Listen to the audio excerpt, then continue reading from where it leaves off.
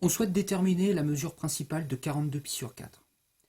Alors je vais vous montrer une méthode géométrique qui permet de bien comprendre, mais qu'on va très rapidement délaisser au profit d'une méthode beaucoup plus rapide, calculatoire.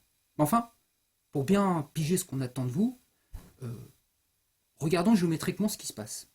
Alors déterminer la mesure principale de 42 pi sur 4, il s'agit de placer un point M sur le cercle trigonométrique.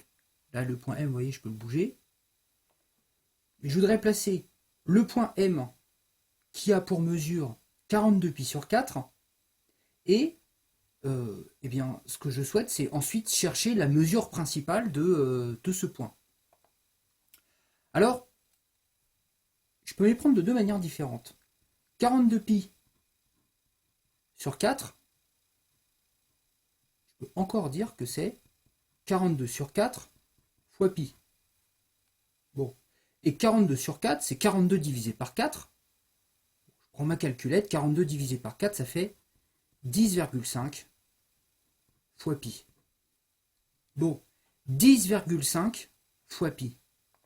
Alors, si je veux placer mon point M, 10,5 fois pi, pi, c'est un demi-tour. Donc mon point M, il faut que je déplace de 10,5 fois pi.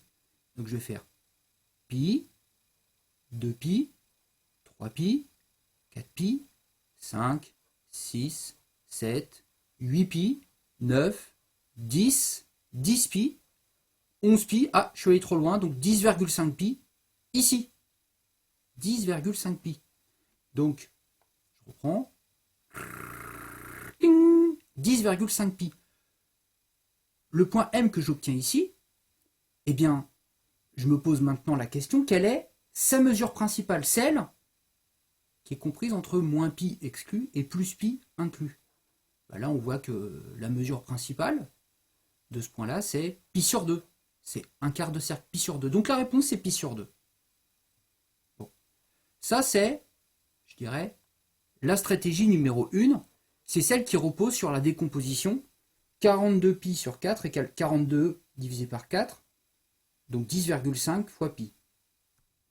Donc on a vu la mesure principale, pi sur 2. Alors, je peux m'y prendre d'une deuxième manière et dire que 42 pi sur 4, c'est 42 fois pi sur 4. 42 fois pi sur 4. Et là, géométriquement, ben, mon point M, finalement, je vais le déplacer 42 fois de pi sur 4. Pi sur 4, je pars d'ici. Pi sur 4, c'est cette longueur-là d'arc de cercle. C'est cet angle-là d'arc de cercle. Parce que ça fait pi. Donc si je partage ce parcours-là sur le cercle en 4, pi sur 4, il est là. Donc pi sur 4, 2 pi sur 4, 3 pi sur 4, 4 pi sur 4, 5 pi sur 4, 6 pi sur 4, 7 pi sur 4, 8 pi sur 4. Il faut que j'aille jusqu'à 42 pi sur 4. 9 pi, 10 pi, 11 pi. Juste, quand j'ai fait un tour complet, c'est 8 pi sur 4. Donc, 9 pi, 10 pi, 11 pi. Voilà, c'est super long, croyez-moi, je vous assure. Je retombe ici. D'accord? Alors, on voit que la méthode géométrique, quand j'ai pas trop de déplacements à faire, elle peut être faite rapidement.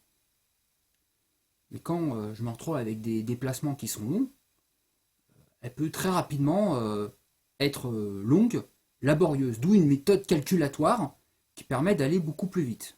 Bon, ben, c'est l'objet de la deuxième vidéo.